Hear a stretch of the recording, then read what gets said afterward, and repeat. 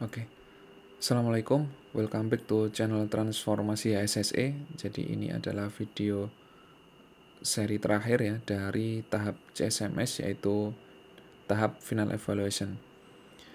Di video kali ini kita akan berdiskusi apa itu Final Evaluation, apa itu tahapan Final Evaluation, lalu siapa saja personel yang akan terlibat di dalam tahapan Final Evaluation, dan bagaimana kita akan menerapkan atau mengimplementasikan tahap Final Evaluation ini dari keseluruhan implementasi CSMS atau Contractor Safety Management System.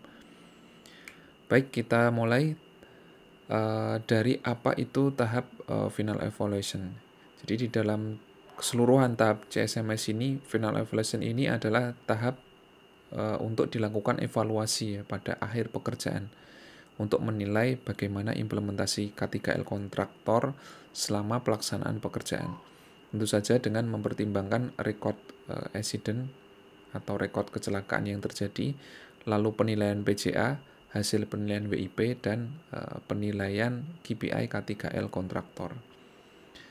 Dan Final Evaluation ini nanti akan memberikan dampak kepada sertifikat CSMS yang diterbitkan di fase prakualifikasi. Ya.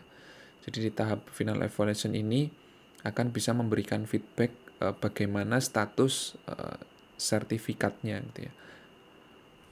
Apakah sertifikatnya akan diturunkan tingkatnya atau akan dicabut, gitu ya. Kita akan bahas di slide berikutnya. Lalu siapa saja personil yang terlibat di dalam tahapan Final Evaluation tersebut? Sama seperti tahapan pre-job activity dan working progress, ada 4 personil yang terlibat. Yang pertama adalah direksi pekerjaan, pengawas pekerjaan, lalu pengawas K3, dan bagian K3L ya. Jadi 4 ini adalah personil yang terlibat di dalam implementasi dari Final Evaluation.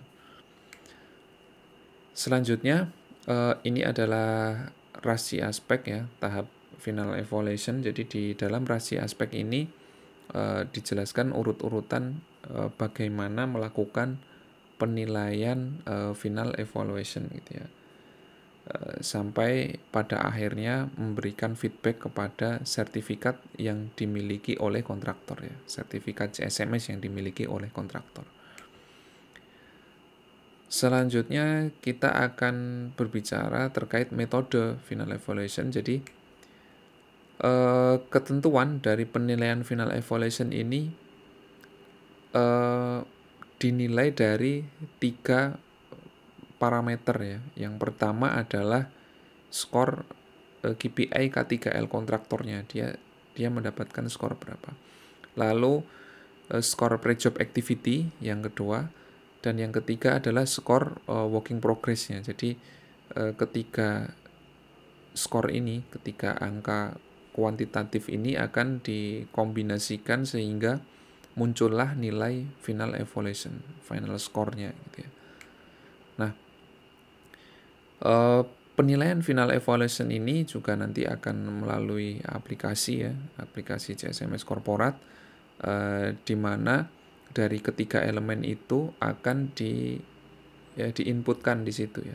Dan untuk bobot terbesar dari ketiga item ini, bobot terbesar ada di working progress. Jadi skor working progress lah nanti yang akan memberikan 45% ya dari hasil Final Evaluation, gitu. Nah, sedangkan untuk kriteria akhir dari penilaian Final Evaluation ini ada 3 macam kondisi. Yang pertama, jika range nilainya mencapai 70 atau lebih dari 70, maka statusnya atau kriteria akhirnya adalah memenuhi standar. Jadi suatu perusahaan atau kontraktor dinyatakan memenuhi standar jika penilaiannya di dalam Final Evaluation itu mencapai 70. Nah, sedangkan jika di bawah 70, maka dinyatakan tidak memenuhi standar CSMS. Lalu status yang ketiga adalah pencabutan sertifikat CSMS. Jadi jika terjadi case kecelakaan, maka akan diberlakukan pencabutan sertifikat. Nah, berapa lama pencabutan sertifikatnya ini nanti bergantung dengan tingkat keparahannya dari kejadian kecelakaan tersebut. Oke, jadi ini adalah formulir final evaluation, dan selanjutnya kita ke pertanyaan. Pertanyaan yang pertama yaitu apa konsekuensi yang didapat jika hasil final evaluation tidak memenuhi standar gitu ya. Nah, jika di kriteria yang pertama tadi skornya tidak mencapai 70, maka sesuai kriteria SPLN CSMS, jika 2 kali vendor atau kontraktor tidak memenuhi standar, maka level sertifikat CSMS-nya akan diturunkan 1 tingkat gitu ya. Jadi contoh misalkan suatu vendor atau kontraktor dia berada di level ekstrim gitu ya. Ada di level ekstrim, setelah dilakukan final evaluation 2 kali ternyata dia tidak memenuhi standar 2 kali tersebut, baik secara serial maupun tidak serial ya, artinya 2 kali tidak berurutan, itu yang kedua kalinya maka sertifikatnya akan diturunkan 1 tingkat. Jadi misalkan dia tadi di ekstrim, maka akan turun 1 tingkat di level sangat tinggi seperti itu. Kita ke pertanyaan yang kedua yaitu apa punishment yang didapatkan kontraktor jika terjadi kecelakaan kerja gitu ya. Nah, sesuai kriteria SPLN, jika terjadi kecelakaan kerja maka akan diberlakukan pencabutan sertifikat CSMS.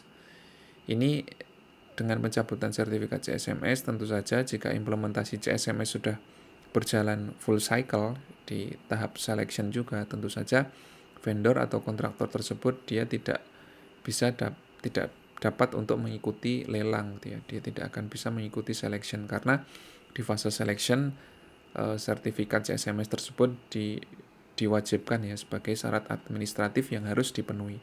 Sedangkan jika status sertifikatnya di suspend atau dibekukan sesaat gitu ya, di freeze sesaat, tentu saja tidak bisa digunakan di fase selection gitu ya. Nah, jika case-nya fatality, kecelakaannya fatality, maka waktu pencabutan sertifikat CSMS itu adalah 1 tahun. Sedangkan jika luka berat gitu ya, maka pencabutannya adalah selama 6 bulan. Sedangkan penurunan sertifikat CSMS itu masa berlakunya adalah 3 bulan gitu ya. Setelah diturunkan selama 3 bulan, maka vendor atau kontraktor tersebut dapat mengajukan untuk prakualifikasi ulang ya, untuk menaikkan level ke resiko yang mungkin lebih tinggi gitu ya. Baik, demikian terima kasih video kita kali ini kita cukupkan di tahap final evaluation. Jika video ini bermanfaat, silakan klik like dan subscribe.